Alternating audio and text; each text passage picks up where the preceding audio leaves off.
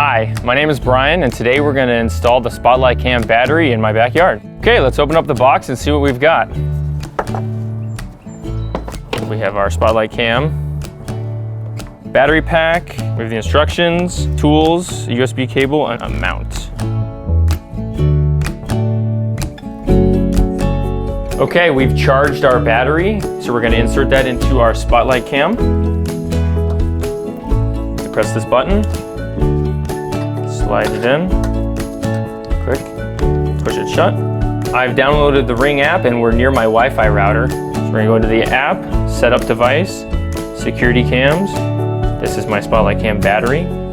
So we'll go in the backyard. I'm gonna install it right here so that we can see directly down the side of my house. We have the mount and we're gonna screw this into this beam.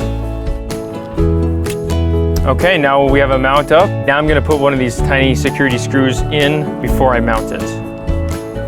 Okay, we're gonna put it up here. We're gonna find where we want it. Let's try it there. Looks pretty good. Let's see if we can angle it. There we go. Okay, now it's good to go, and now I'll always know what's going on this side of my house.